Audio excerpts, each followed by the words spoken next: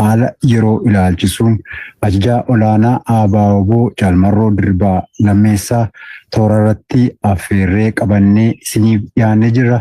Isaan waliin turtii goonaa qopheessee isiniif dhiyeessuun ogeessota arraata biyyoolessa Oromiyaa waliin ani Daandii Elemooti. Maree keenyaaf akka tolutti dhimma haaluma yeroo impaayiritti haala qabsoon Oromoo keessumaa ABO'dhaan dirree fi haalota garaagaraan keessa jiru lola deemaa jiruu fi akka impaayiritti lola tasa deemuuf irratti hojjetamaa jiru haala tuttuqaa daangaa Oromiyaa gama Sumaalee fi dhimmoota adda addaa keessaa Waalama Oromiyaa amma gara Mooyaaleetti mudatee jiru wal qabatee akka dhaabaattis akka waliigalaatti uummata Oromoottis qabsoo Oromoottis wanti deemaa jiru maalidha akka jedhu irratti haala jiru uummata Oromootiif ejjennoo dhaabaa ifa gochuuf toora irratti argamanii jiru. Haala yeroo rakkisaa keessaa aarsaa godhanii dhiyaatanii jiru. Egaa isaa waliin turtii goonaa aga xumura qophii keenyaatti nu waliin turaa isin jennarra deebiidhaani. Jaalmarroo ajajaa olaanaa ABO yeroo haala rakkisaa keessaa qusattanii dhiyaatanii dhimma uummata Oromoo irratti yaada jiru laachuudhaaf argamuu keessanii maqaa dhaggeeffattootaaf daawwattoota keenyaan guddoo galatoomaa isiniin jenna. Ayyee Jaaldaandii atis egaa haaluma rakkisaa kana keessa teessee yeroo fudhattee haala yeroo kanaa keessa waa akkan jedhu na affeeruu kee fi fayyaa ta'insiin jedha. Ayyee galatoomaa egaa kallattumaan waltajjii isiniif hin kennaa itti fufaa. Ayyee fayyaa ta'e jaala kiyyaa egaa taatee fi haala har'aa biyyittiin addatti ammoo Oromiyaan keessa jiru osoo hin ilaaliin taatee kanaa fi galtee kan ta'e waan kaleessaa ilaaluutu dirqama ta'a. Waan kaleessaa yeroo siin jedhu warraaqsa qabsoo bilisummaa Oromoo qeerroo fi qarree akkasumas Oromoo deemsa jiruuf jireenyaa kamuu keessaa irratti hirmaataa ture. Akkasumas sabaaf sablammoota Itoophiyaa keessa turanii gaaffii mirgaa eenyummaa, gaaffii dinagdee, gaaffii waan baay'ee biyyittii keessatti deebii dhabe gangalataas dhufee qaban irraati warraaqsa dho'ee tutturree warraaqsa sana gaa hatuutiin gara aangootti warri dhufe jalqabbee bara 2018 mootummaan TPLF guutummaatti aangoo isaa fi PDO'ta adda addaa of jalatti tursee ture akkasiin biyyittii bulchaa ture gadhiisuu sanarraati PDO fi PDO'n biraa wal ta'anii warraaqsa sana hatuu yookaan butuuni ofitti fudhachuurraa gaafa Abiy Ahmad aangootti dhufu taatee ta'e ilaaluun dirqama ta'a. Waan har'a keessa jirruu fi biyyi keessa jirtu himuuf yookaan dubbachuuf jechuudha. Taatee akkamiitu ta'ee akkaataa itti warri kun yaadaa tureef dubbataa ture waan har'a adeemaa jiruu fi ka'umsa ta'a waan ta'eef hin kana kaasa. Kunis maali Abiy gaafa aangootti dhufe guutummaa guutuutti osoo hin qaana'in afaanuma baasee waan hin dubbachaa waan hedduutu ture. Sana keessaa tokko biyyi Tigraay namoonni siyaasaa Tigraay ilmaan Tigree erga barcuma aangoo siyaasaa Itoophiyaa qabatanii dargii kuffisanii jechuu yeroo dheeraa fi aangoo akka turan kan isaan taasise tokko naannoo isaanii Tigraay keessatti wanti isaan mormu hin turre mormituu waan jedhamu hundumaa balleessanii Tigraayin dudduubbee godhatanii tasgabbaahanii Itoophiyaa kan akka barbaadanitti yeroo waggaa gara 25 ta'uu sanaa fi bitanii yookaan immoo bulchanii ka jedhu wayii tokko dubbataa ture. Kun maal jechuu maalirraa ka'es kana jedha. Namni kun waan inni yaadaa turee fi bakka adda addaattis dubbataa ture. Namoota isa waliin hojjechaa turaniirraas yeroo adda addaatti kan dhageenyu Oromiyaa keessatti namni anaan mormu karaa kamiyyuu haa ta'u jiraachuu hin qabu waan jedhu ture kan inni dubbate jechuudha. Kanammoo akkamittiin gochaa ture akkuma aangootti dhufeen gaaffii Oromoo fi Oromiyaa akkasumas sablammoota biyyittii keessa jiranii deebisuu osoo hin taane gaaffii sana bakkuma sanatti tursuu, gaaffii bakka sanatti ture ammoo sababoota adda addaatiin namoonni gaaffii sana gaafatanii egaa karaa nagaa ka danda'u karaa nagaa kan hin baasu immoo karaa afaan qawweetiin gaafachuutu ture waan ta'eef warra karaa afaan qawwee gaaffii warri kun ukkaamsee dibee bira darbe sana gaafatanii warra karaa nagaa adeemutti as maxxansanii rakkoon sun akkaataa kanaan biyyittii keessatti sababa ittiin nama balleessanii dhaaba balleessanii biyya balleessan akka ta'utti tolfame jechuudha. Fakkeenya tokko siin kaasa 2018 addi bilisummaa Oromoo Asmaraa irraa gara biyyaatti gaafa galee gaaffii sabaa osoo hin deebisiin, gaaffii biyyaa osoo hin deebisiin, rakkoo bubbulee fi dhibdee kulkulee osoo hin furiin akkanumatti gara biyyaatti akka galamu ture kaafsirame. Biyyi kan keessanii nuti ijoollee keessanii qabsoo sintu gaggeesse sintu nu barsiise kanaaf kottaa biyya fudhaa waan jedhu wayii fakkaatuuni afaan damma godhatanii addi bilisummaa Oromoo sigaa piriinsippilii irra dhaabbatee akkamittiin gara biyyaatti deebi'a qabsoon waggaa 50 gaggeesse akkamittiin hin goolabatti godhaa ka jedhugaa osoo bakka ittiin kenneeni waan irri keessisaa warqee fakkaatuu fi dammaan dibame kanatti seenuu tokkotu ture. Garuu yeroo sanatti maaltu ture? Abiyyi intentionally waan inni godhe ijoollee yookaan waraana bilisummaa Oromoo jaallan keenya warra Asmaraa irraa gara biyyaatti galan ardaa'itaa turan waan inni gochaa ture ni beekta.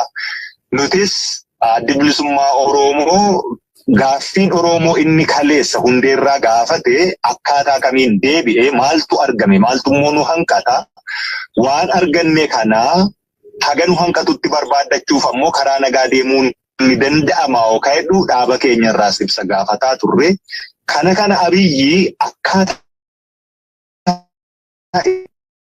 misuse godhetu jira. Warra karaa nagaa galee akka waraanni bilisummaa Oromoo gaaffii karaa nagaa sana fudhatee adeemuu hin dandeenyetti waan inni goggochaa ture tokko waraana addi bilisummaa Oromoo hoogganisa Asmaraa irraa fuudhee galee ardaa'itaatti waan gochaa ture har'a deebi'ee odeessuu nan gaafatu.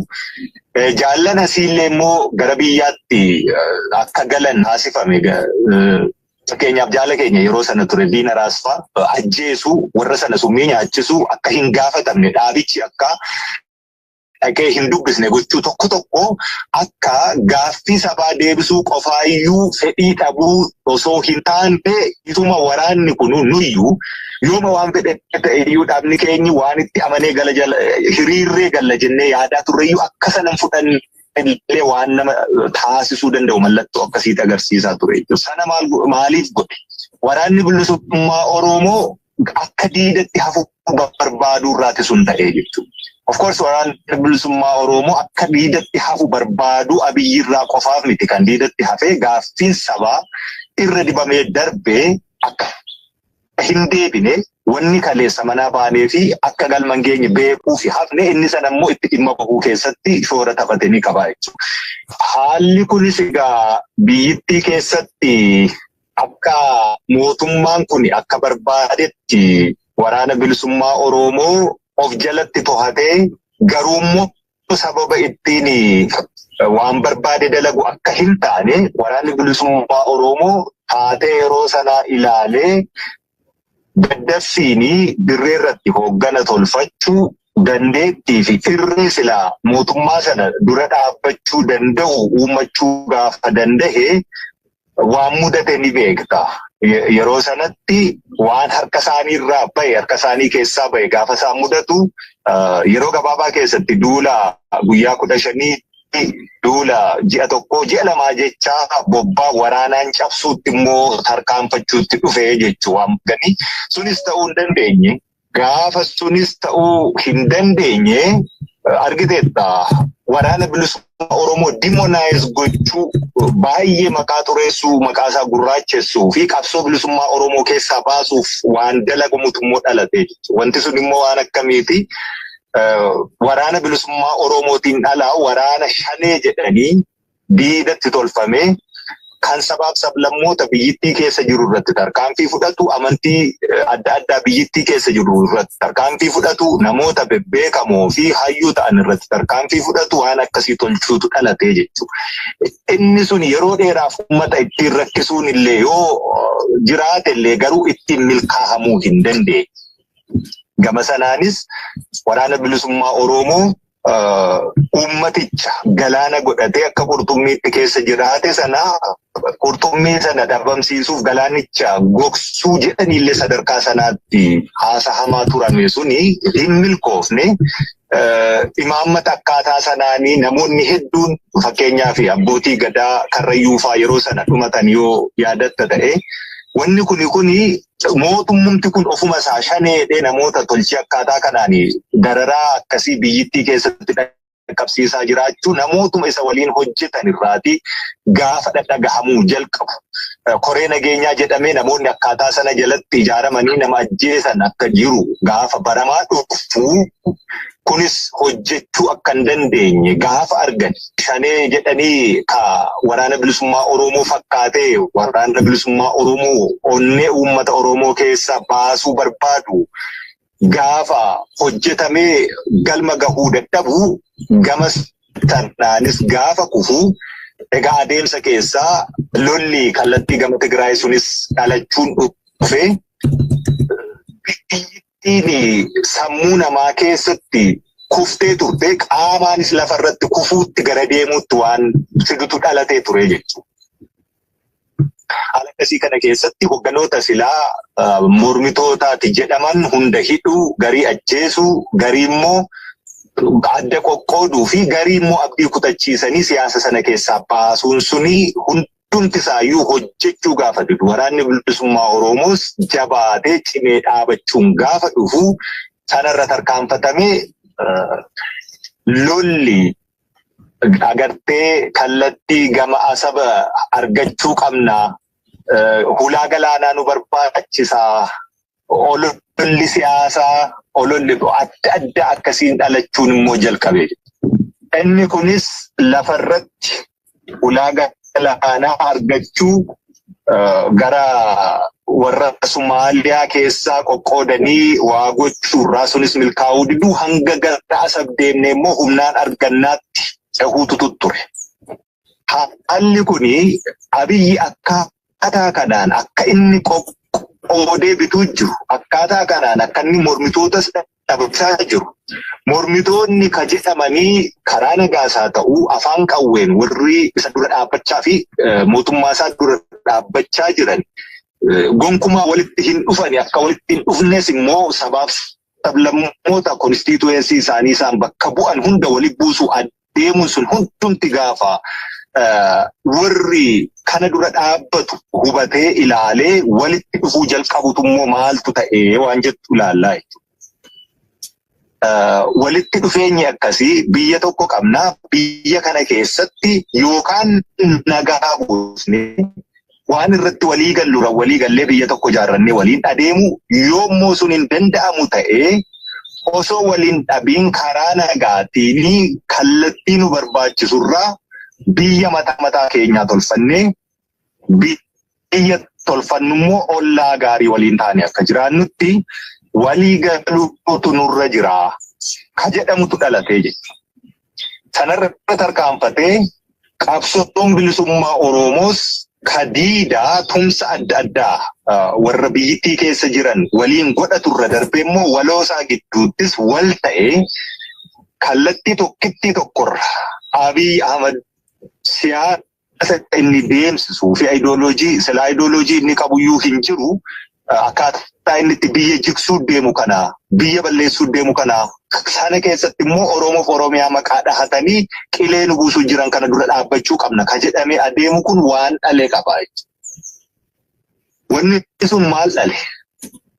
Wanni suni taatee akkasii arguurraati adda bilisummaa Oromoo karaa nagaa qabsoo gaggeessina jedhanii biyya galanii waajjirri isaanii cufamee namni itti du'ee hooggansi itti hidhame akka nama gartee kaleessa ol kaayyatee galtee siyaasaa yeroo barbaadu wayiif qopheeffate tokkotti hiikee gadi gadhiisuu tokkotu dhalatee jechuudha. Hiikee gadi gadhiisuun kun maal fide? Daangaan biyya keenyaa kanaan dura rakkoo agartee bara Tigreen yookaan TPLF aangoorra ture tuttuqqaan akkasii ka'ee otoo hin furamiinis kan furames achumatti rarra'ee hafe kuni akkaataa itti ka'ee har'a ajandaa siyaasaa ta'uu danda'u. Galtee akkasii fi ammoo adda bilisummaa Oromoo keessatti namoonni beekanis waan kana irraa qooda fudhatanii hojjetan garii ammoo fayyaalessummaa by the way as keessatti hoggansi adda bilisummaa Oromoo karaa nagaa hojii irra jiru waan kana quba qabuu fi mootummaa waliin hojjetu ni jira. Kanneen ammoo osoo hin beekiin karaa nagaa qabsoo gochuu ni dandeenya dhaniituma qulqullummaan hojjetanis ni jiru. Akkaataa kanaan gaaffiin Sumaalee kun babal'ifannaa daangaa jedhamee ka'ee akka ka'u yeroo ka'u immoo karaa adda bilisummaa Oromoo illee akka ajandaa ta'ee ka'aa jiru gara gullallee kanaa habashoota of tuulummaa isaanii dandamachuu fi babal'ifannaa daangaa Sumaaleen gootu dandamachuuf Oromoo waa hojjechuu qabu jedhamee achirraan ajandaan kennameetiniin adeemutu jira. Ajandaan kuni Oromoon kallattii sanarra yaadee gaaffii ishee kallattii sirrii akka biyyaatti gaafatamaa jirtu akka sabaatti gaafataa jirru gaaffii sana immoo deebisuu kadidee mootummaa abbaa irree Abiyyi harkaa qabu kan akka ta'e achirratti akka namni hin xiyyeeffanne waan tottolfametu dhufee jedhe.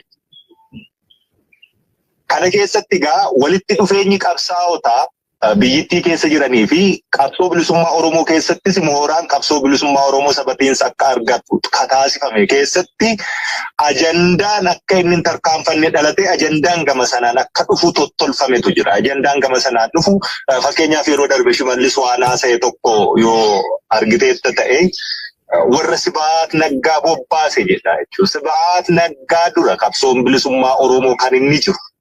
Qabsoon bilisummaa Oromoo gaaffiin mirgaa biyyaa Oromoof Oromiyaa deebii dhabuurraa kan ka'e shira bara 1991 warri har'a ka Shimallis jalatti miseensa ta'e Opiidiyoo tolche Sibahat Faayyuu gaafasii warra kana ulee godhatee gaaffii biyyaa Oromiyaa deebii osoo ittiin kenniini waan fafakkeessiitiin bira darbuu gaafa hojjeteyyuu addi bilisummaa Oromoo dura dhaabbataadha ture.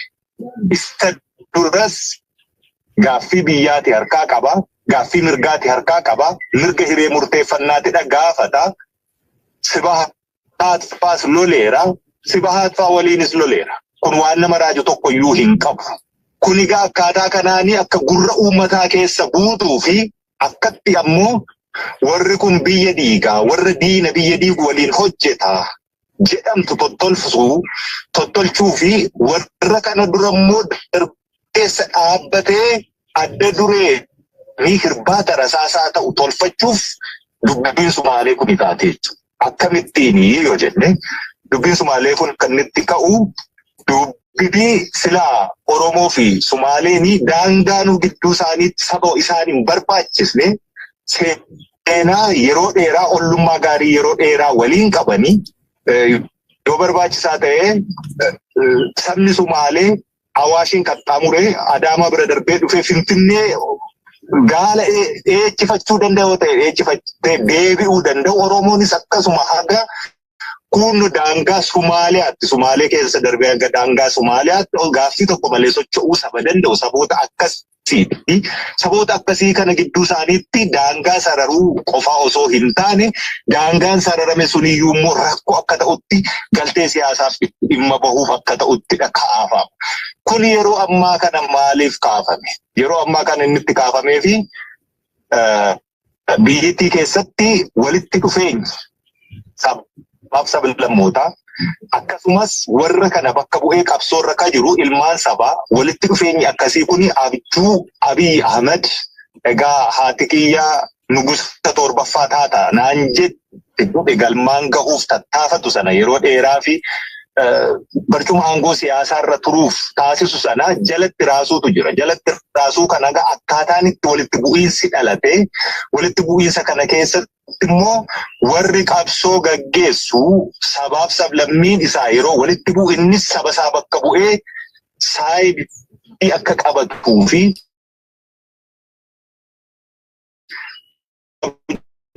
juuni waliin akkaataatti jiraannu waan walitti nuuf fidu common consensus hojjetachuu dandeenya yookaan ammoo ollaa gaarii ta'uu dandeenya. Kanaaf immoo dhiiga wal dhangalaasuun barbaachisu warra dhiiga akka wal dhangalaasuun nu godhuu fi isa kana bara baraanii sababa godhatee ittiin akka sabni walitti dhufne godhu bakkaa kaasuu irratti walitti dhufne jedhame sana waan fashalsutti hojjetamuu irratti jira. Egaa haala kanaanii uummanni Oromoo waan kana keessatti adda dureen akka inni miidhamaa ta'u. Miidhaa sana keessatti ammoo yoo argite egaa naannoon Somaalee paartii badhaadhinaa Somaalee ka jedhamurraatiin alatti ka of dandahee gaaffii daangaa Oromiyaa keessatti babal'isuu qabnutu jira jedhee kaasu humni tokkoyyuu hin jiru. Humni tokkoyyuu hin jiru. Waanuma Abiyyi faa tolchanii fi mootummaan naannoo Somaalee Abiyyi faa jala taa'ee paartii badhaadhinaa keessa taa'ee hojjetaa jiru. Waan addaa dhufe miti. Humni kuni waanuma harka Abiyyi faatiin tolfame paartii isaaniitiin tolfame. Waan kanaan uummanni Oromoo yeroo inni miidhaatti seenu waraansisanii ka'anii jaarsummaa immoo dhufuuf adeemu. Jaarsummaa dhufamu sana keessatti gaa dhaabni kamiyyuu namni kamiyyuu kasii qaqqabu hin jiru. Ammas waan akkasii adeemsisuu jiranii jechuudha. Dhimma daangaa Oromoo eessayyuu haa deemamu paartii badhaadhinaa mootummaa naannoo Oromiyaatu beeka. Isatu wabii ta'uu danda'a waan jettu. Ishee kana kan barbaadamtu jechuudha. Ishee kana gurra uummataa keessa buusanii uummata erga miidhame immoo dhaabuu ni danda'u. Maaliif dhaabuu danda'u? Harka ofiitiin tolchani. Isaan irraati independent ta'e of danda'ee gaaffii akkasii ka gaafataa jiru Sumaalee keessa hin jiru waan ta'eef. Warri kun yeroo barbaadanitti ni dhaabu. Gaafa dhaabanoo anatu siif jira, anatu siif qaqqabe. Ofii ajjeestee, ofii buqqisteetu ofii jaarsa taatee immoo dhiyaatta. Ofii immoo nama isa baraare taateetu dhiyaatta. Akkasitti deemamaa jira. Akkaataa kanaan gaafa kana baraaranii wanti itti aanee dhufu, gaafa kana dhaabanii wanti itti aanee dhufu natu siif jira. Ana malee hin qabdu. Wanni gurmuu wal gurmeessee anarratti anaan bakkaa kaasuuf tokkoome kuni siif hin qaqqabne, siif qaqqabuus hin danda'u. Ana qofaatu siif jira. Warra kana immoo loluuf qophiitti hin jira. Loluuf ammoo dargaggeessa na barbaachisa. Gargaarsa uummataa na barbaachisa. Fedhii ofiisaa agartee barbaadu sana aangoo barcuma siyaasaa irra turuu walitti buusee walitti rukutee jiraachuu sana dhoksateetu fedhii biyyaatiin kabachiisa. Fedhii biyyaan kabachiisu kana keessatti gargaarsi keessan na barbaachisaa jedhe konstituensii Oromiyaa keessaa dhabee fi bakkoota biraarraa dhabe. Uummata Sumaaleetiinis akkasuma jedhaa jechuudha. Oromoon si balleessuuf daangaa silaa qabaachuu qabdu si dhorkachuuf ennaanini deemee siilolee kan kana godhu mataarraa namuma tokko. Baqqaatii inni Oromoo fi Sumaaleedha jedhamee lamatti bahee paartiitiin taa'e malee. Kanan si olchee bakka lachuurraayyuutii deeggarsa barbaadu. Sabni kun immoo bal'aa guddaa lakkoofsa guddaa qaba. Rasaasa siichi itti dhufuu jiru ilmaan haadha hiyyeessa itti hiriirsanii akka rasaasa qabbaneessitu laphee ishee dura dhaabdu gochuuf waan tolfame. Kanatu adeemuu jira biyyittii kana keessatti. Kanaaf egaa namni kuni waan har'a biyya keessatti ta'u ilaaluun dura uummata gaafa qabsoo isaarraa hatee warraaqsa isaarraa hatee gara aangoo barcuma siyaasaa qabachuutti dhufu short mooriyaan jedhee gaafa jalqabe. Agartee uummata arrabseetu aangoo ka qabate jechuun namni kun. Short mooriyaan egaa yoo ilaalle nama fageessee hin yaadne nama asuma yaa'inni isaa xiqqoo ta'e kan kaleessaa hin yaadanne kauma har'aa qofaa fi waanuma taatee amma taatu qofaa arguuf yaadatu akka jechuudha. Uummata akkasii jedheetiniin akkasitti yaadu kana ummanni kun akkasii yaada jedhee namni yaadu kuni waan kaleessa godhee fi jedhee ummati kun yaadatu hin beeku hin qaabatu jechuurraati waan barbaadee dalagutti jira. Garuu ummanni biyyattii keessa jiru keessumaa ummanni Oromoo waan har'a Abiyyi waggaa 5-7 keessatti jedhu osoo hin taane waan kaleessa otoo sirna gita bittaa fi cunqursaa jalattuu hin kufiin Oromoo waan keessa ture durdurii barreeffamaanuu miti afaaniin waa walitti dabarsaa ture jira jechuudha. Osoo irraa hin hir'atiin ittiin dabalamin kufaatii gaafa walloon kufurraa kaasee lola gaafa sachi keessa ture dhumaatii ilmaan Oromoo irraa kaasee haga cabiinsa isa xumuraa gara Booranaatti Oromoon guutummaatti gabrummaa jalatti kufuuti hagammoo deebi'ee falmachuu danda'u hagammoo adda bilisummaa Oromoo dhalatee qabsoo Oromoo dhaalee sirna jaarmiyaa itti tolchee haga har'aanaaf si ammoo qabsoon kun galman geenye jennee ofitti fudhannee dhaalmiyaa sana dabarsinee keessatti wareegama kaffalaa jirrutti Oromoon taatee jirtu tokko lamaan ni yaadata ni beekasi. Akka Abiyyi Short Memoriaan jedhu sanaa miti. Ammoo yeroo hundumaa wanti ittiin sabni kun miidhamu waan qabsaa'e, waan itti dhiige, waan itti buqqa'e, waan itti hundumaa dhabee deege guduunfachuu dadhabuutu jira. Kanadha itti dhimma ba'e Abiyyi. Kanadha itti dhimma ba'e paartiin isaa jechuudha. Kanaafi haala akkasii kana keessatti warri aangootti dhufe kuni waan kaleessa jedhee fi akkaataatti qabsoo kanallee hate nama dagee kunoo har'a dhagaa abbaa qabsooti nuti aarsaa adda addaatiinidha waan kana fuunee finne kun immoo bifa kamiiniyyuu duuba hin deebi'u jedhanii yeroo dhaadatanii qaaniin tokkollee ija isaaniirraa hin mul'anne kuni kanarraati madda. Uummata kana akkasitti ilaalu Short Memoriaan jedhanii ilaaluu irraati madda jechuudha. Har'a warri kuni sibaatitu bobbaasee nutti erge, sibaatitu gargaara. Sibaatiin kaleessa beeki qabnee irraa xumurree irraa warri kuni hin jiru injifannee irraa jedhanii hiinee irra nuun jedhanii turan bari. Har'a akkamittiin gadi gadhiisaniitu sibaatiin nuutiin nu ijaara. Qabsoon bilisummaa Oromoo akkas dura sila kaase akkuma sila jedhe sibaat dura ture. Kanaaf jarri kun akkaataa kana wanti isaan hojjetaa jiranii har'a isaati gaa waraanni bilisummaa Oromoos maalitti jira? Biyyittiin isaa akkamii keessa jirti? Wanti daangaa kunis maaliif amma ka'e jettee gaafattuu fi waraanni bilisummaa Oromoo waan hojjete akkasumas qabsaa'onni adda addaa gaaffii adda addaa saboota isaanii bakka bu'anii qaban biyyittii keessa jiru walitti dhufee hojii hojjetamerraati wanni kun dhalate jechuudha.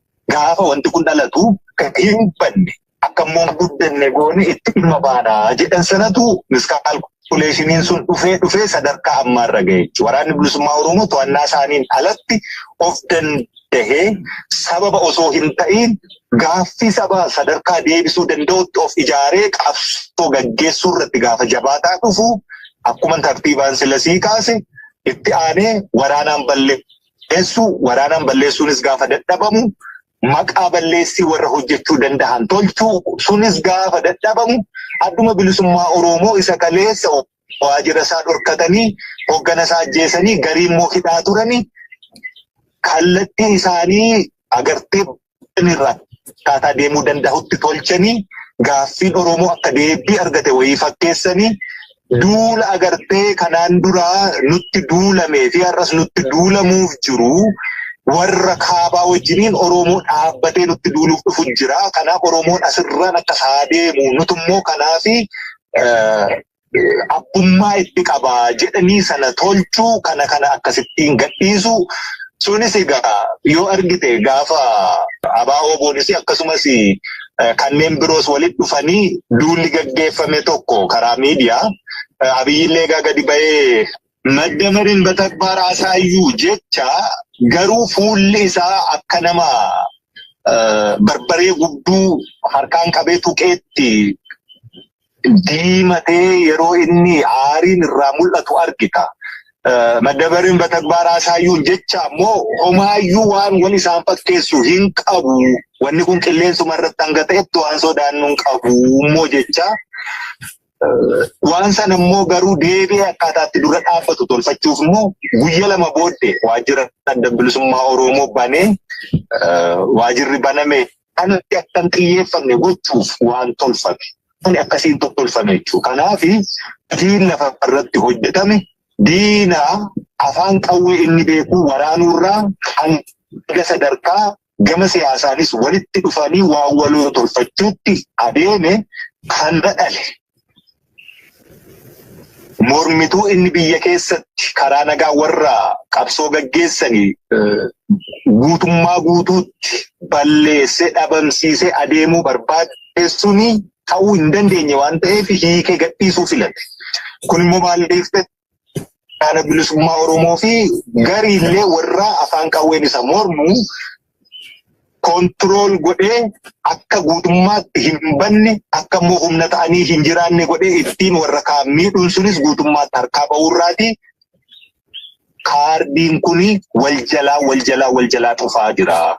Kanaaf obboloota Sumaalee naannoo Oromiyaatti daangaa ta'anii jiranii akkasumas guutummaa biyyittii keessa Sumaalee jiru wanni dhaamuu fi rakkoon daangaa Oromoo waliin qaban har'a Abiyyi jalatti gonkumaa furamuu hin danda'u.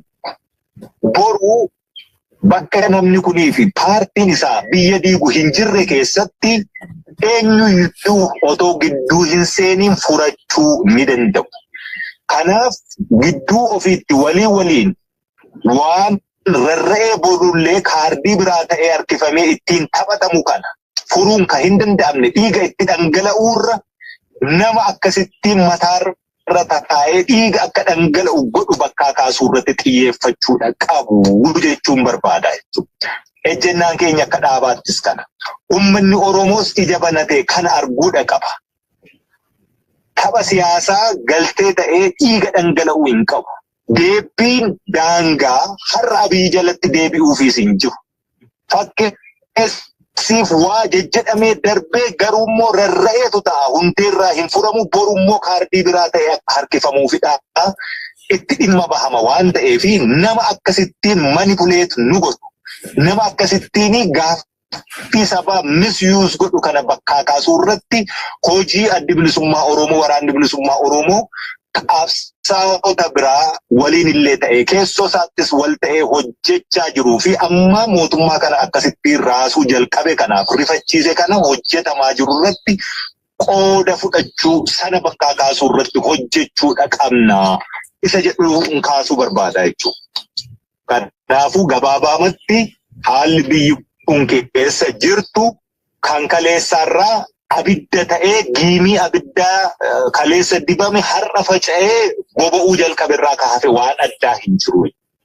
Dinagdeen kufuun biyyi waraana keessaa bahuu dadhabuun fedhii paartii siyaasa biyya bulchaa jiruuti waan ta'eef kana durammoo dhaabbachuu qabna jennee asirratti walii galuu jalqabuun hojii hojjetame.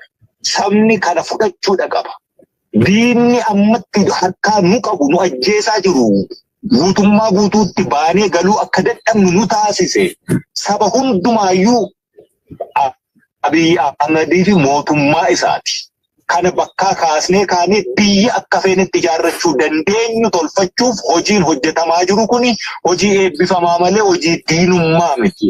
Abaluutu bobbaase abaluutu ummatoonni kun Itoophiyaa keessa jiru beeki. Itoophiyaa bushinaa Oromoon biyya diigayyuutii waraanni bilisummaa Oromoo biyya fottoksayyuutii jedhamaa hin turre yoo akkasitti walitti dhufnee biyya nama biyya keenya keessa jiru waliin mari'anne biyya waliin qabaannu ijaarrachuu hin taane yoo ta'e immoo ollaa gaarii waliin ta'uu fi dhiigni otoo dhangala'in mari'achuu qabna yoo jenne kun akkamitti diinummaa ta'a. Kanaa jechuun uummanni Oromoos sabaaf sablammoonni biraa biyyittii keessa jiranis ka ilaaluu qaban. Daangaarrattis lolli amma ka'eera jedhamuu fi dhiigni akka dhangala'amu dibbeen aanamaa jiru sabni gammachuu jiru akkasittiin ilaalee ejjennaa waraana bilisummaa Oromoos kana ta'uu hubatee walitti garagalee dhiiga wal dhangalaasee daangaa inni sararatee xumurachuu danda'u Abiyyi jalatti hin jiru waan ta'eef nama sana bakkaa kaasuu as garagaluudha qaba. kana haalli amma biyyi keessa jirtu. Lolli amma galaana argachuu qabna jedhamee adeemuu jirus akka galaana hin arganne konspaayireensii meeqa kanaan dura ta'e akkuma jiru ta'e laandi lookte taatee kana akkaataa itti qarqara galaanaatti baatee argachuu dandeessu seera addunyaa hedduutu jira. Kanaan argachuun hin danda'ama. Dhiigni dhangala'u gama kanaan jiru.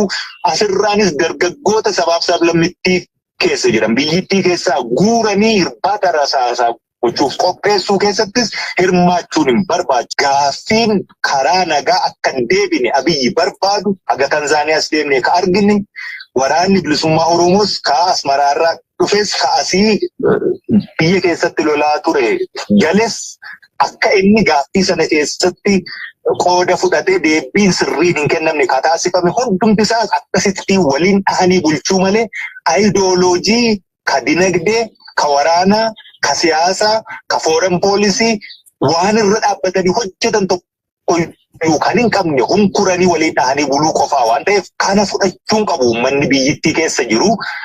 Waliin ta'ee waa'ee hegeree biyyittii yookaan ollummaa gaarii waliin qabaachuu mirga hiree murteeffannaa isaa tolfachuu danda'a. Wanni kun hin taaneef immoo hin jiru.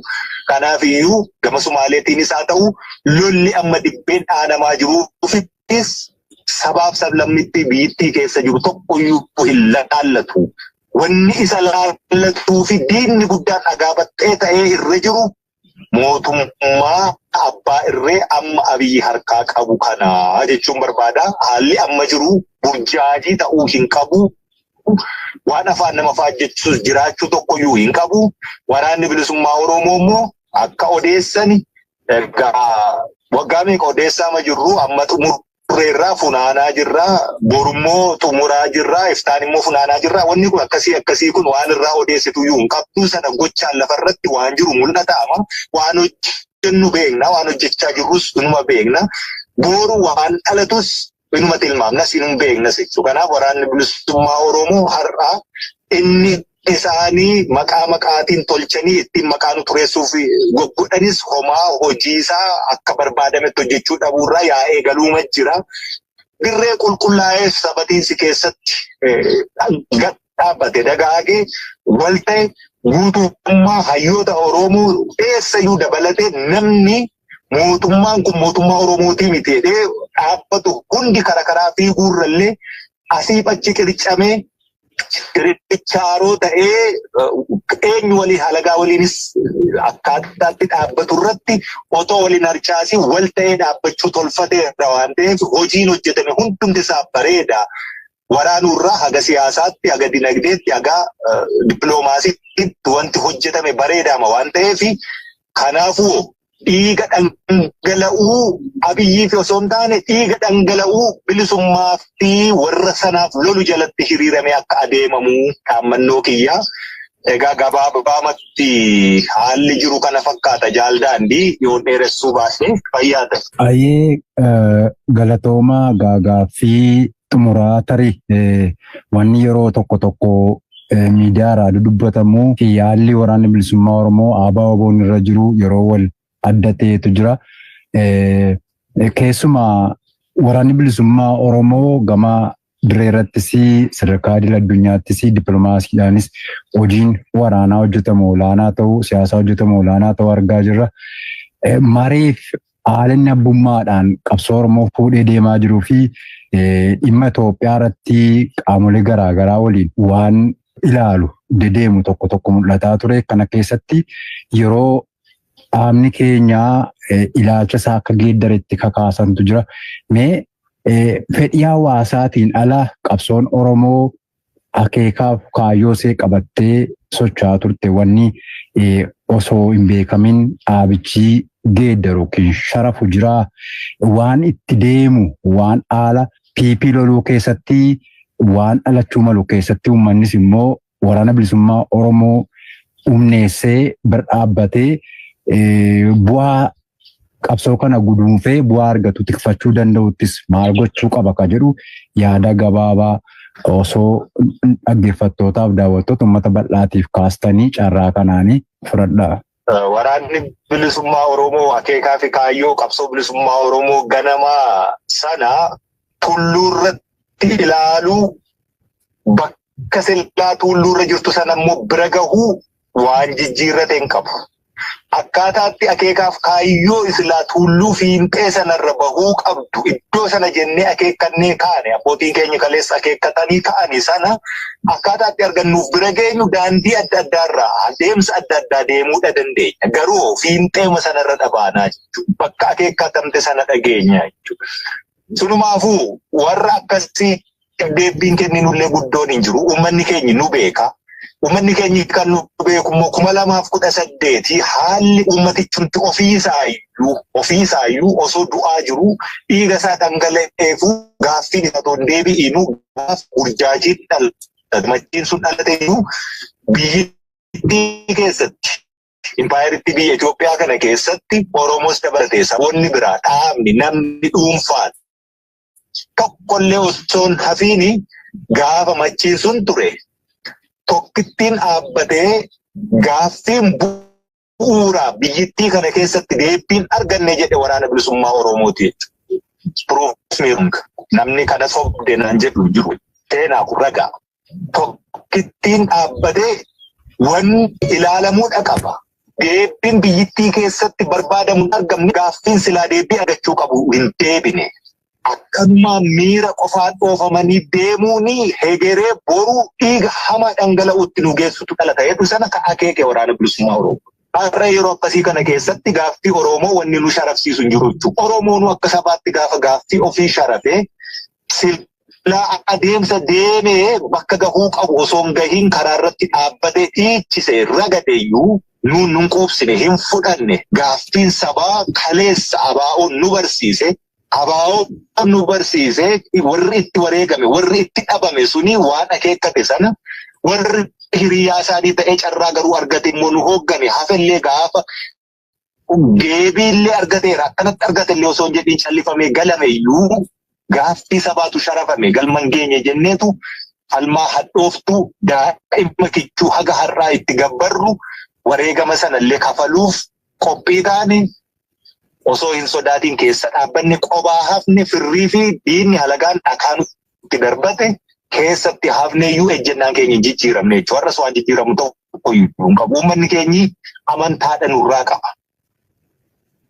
Garuu fiinxee bakka silaa barbaadnu sana akeekkannee kaanee dhaqqabuuf adeemsa daandii hedduu irra deemuu nu barbaachisu hundumaa mootummaa kana bakkaa kaasuuf adeemnu ni deemnaa jechuudha. Isaaniif hojjetee wanni nuuf hin hojjenne jiru. Warri kaleessa isaan tolchee har'a yoo waliin nuti qabsoo gaggeessine isaanii bakkaa kaasne cubbuun ni qabus tokkoyyuu hin jiru yakkis hin jiru jechuudha. Bakkaa isaan kaasuuf barbaadame ammoo warri kuni hattoota siyaasaa hattoota warraaqsaa qabsoo bilisummaa sabootaa hatanii bakka sana taa'ani ayidooloojii homaatuu hin qabne bu'uureffamuu dhaabbata kaleessa dhaabatanii bu'uureffaman irratti illee sagantaa akkanaa bu'uureffamneedhanii heeraaf seera sagantaa siyaasaallee hin qabne namni tolchee ulee godhee bahattirrii ta'anii biyyatti daba fidanii isaan akkasiitu har'a achi taa'ee dhiiga namaa wal dhangalaasisa waan ta'eef bakkaa ka'uun dirqama. Balballi rakkinaa hundumtuu kan inni cufamuu danda'uu fi balballi gara dimokiraasii walqixxummaa nagaa wal kabajaa gara misoomaatti tarkaanfachuu danda'amu warri kun gufuun guyyoo bakkaa ka'anii jenneetu hojjechuu jirra waan ta'eef uummanni Oromoof uummattoonni Itoophiyaa biyyattii keessa jiran hundumtiyyuu kallattii amma adeemamaa jiruuf walitti dhufeenya amma adeemamaa jiru deeggaree waliin dhaabbatee dhagaa qabu hundumaa walitti darbachuu dhiisee qabsaa'ota isaatti darbachuu dhiisee gara PP'tti darbachuu qofaatu nu baasa. Kanaaf uummanni illee kanadha gochuu qaba. Warri qabsoo bilisummaa Oromoo sharaftanii nuun jedhu akkatti jedhu iyyuu hin qabu itti qaana'uudha qaba jechuudha. Qabsoo bilisummaa Oromoo too sharafuu dandeenya ta'ee yeroo adda addaatti gaaffiin sabaa deebi'eera. Gaaffiin sabaa kana gaaffiin Oromooyyuu kanan caaltu hammanumaa gaafa jedhamee carraan adda addaa jirutti fudhachuu dandeenya turre. Wanni dhiiga akka dhangalaanu lafee akka cabnu lubbuu akka dhabnu nu taasisu lakkoofsa wareegamtoota keenya wanni nu baay'isiisu hin jiru. Kanaaf har'as waan qabnu dhaabbannee kaanetu galman geenye kanaaf qabsoorra jirra. Akka galma ga'uuf immoo tumsa barbaachisu kamuu eenyu waliin gooneen hojjenna. Diinni sabaaf sablammii biyyittii keessaa diinni Oromoo inni guddaa hamaan immoo keessumaa kan maqaa isaa dhahatee Oromoollee saboota biraa biratti baala gizee jechisiisee otoo du'uu osoo godaanuu buqqa'uu osoo waan nyaatee buluu dhabuu beela namni tolcheen dararamuu akkaataa kanaan Oromoollee Oromoof hin dhaabbanne Oromoon immoo saboota biraa waliin illee akka nagaan hin jiraanne baala gizeettiin jedhamee ajjeefamu taasifame diinni diina hundumaa caalu diina isa kana waan ta'eef kanarratti xiyyeeffachuutu nurra jiraata.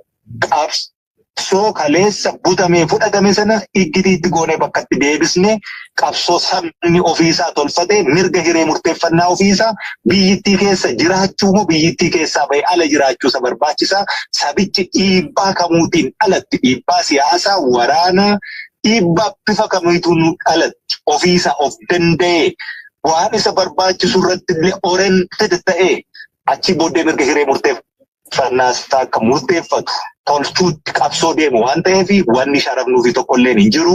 Eenyu waliin immoo garuu tumsa godhannee hojjechuun mirgallee dirqamallee. Kanaafi burjaajiin uumamuu danda'u tokkoyyuu hin jiru. Burjaajiin uumamu yoo jiraate diinarraa dhufaa diina keerraa immoo wanni ati eegdu tokkoyyuu immoo hin jiru jechuudha. Kanumaan jechuu barbaada jaalladhi. Baay'ee galatooma. Egaan dhaggeeffattootaa fi daawwattoota keenya kabajamoo kan isin dhaggeeffachaa hordofaa turtanii haasaa ajajaa olaanaa ABO Jaalmarroo Dirbaa toorarratti argamuudhaan haala yeroo impaayerittii keessatti deemaa jiru ga'umsa yookaan immoo sochii waraana bilisummaa Oromoo dirreerraa fi idil addunyaa irratti gama siyaasaa fi dippiloomaasii taasisaa jiru olola garaagaraa PP'n deemsaa turee fi PP'n aangoorra turuudhaa fi wantoota garaagaraa raawwachaa jiru keessumaa tuttuqaa gama daangaatiin gama Sumaaleetiin Oromoo irratti xiyyeeffatee geggeessuu ajandaa jijjiiruu ilaalchisee wantoota bal'aanuu kaasanii uummanni Oromoos kana hubachuudhaan humna isaa beekumsa isaa maallaqa isaa kamiyyuu PP'dhaaf aarsaa godhee waan hin mallee qabeenya aga lubbuusaa gatii baasuuf hin dandeenye baasee PP tiksuu irraa of qusatee gama kamiiniyyuu humna isaa kan ta'e egeree isaa tiksituusaa Oromiyaa bilisummaa walabummaa isaatiif wabii kan ta'e waraana bilisummaa Oromoo cinaa dhaabbachuu qabaa akka jedhu dhaamsa kaasuudhaan ejjennoon qabsoo bilisummaa Oromoodhaa bakkuma sana bakka sana deemuudhaaf immoo kallattii adda addaatiin sochoone galma sana bira ga'uu qabnaa. Kanaaf immoo kutannee hojjechaa jirra. Kanan jijjiirre kanaaf ragaa hedduu qabnaa. Diinarraa immoo waan eenyu hin qabnu tokkummaan Oromoo jabaatee galma ga'iinsa kaayyoo fi akeeka ganamaa sanaatii fi murteessaadha akka jedhu duula keenya PP amma kilo 4 taa'ee uummata keenya dararaa jiru irratti taasisuun dhaamsa waliigalaa ajajaa olaanaa ABO Jaalmarroon taasisanidha. Isin keessummeessuun kan isin waliin ture ogeessota irraata biyyoolessa Oromiyaa waliin ani daandii Elemootii Jaalmarroo toora irratti argamtanii yaada bal'aa haala qabsoo Oromoo impaayerittiin keessa jirtuu fi waliigalatti sochiin qabsoo bilisummaa Oromoo fi humna Oromoo mooraa kamiyyuu keessa jiru akkasumas humna Itoophiyaa keessa socho'anii PP irratti karaa nagaas ta'ee haalota garaagaraatiin aangoorraa kaasuu socho'an ilaalchisuudhaan qabsoon Oromoo amma jirtu immoo maal fakkaachuu qabdi akkamiin socho'uu qabdi ka jedhu irratti yaadanuu qooddanii fi maqaa dhaggeeffattootaaf daawwattoota keenya akkasumas uummata Oromoo bal'aan dhaggeeffataaf daawwachaa jiraniin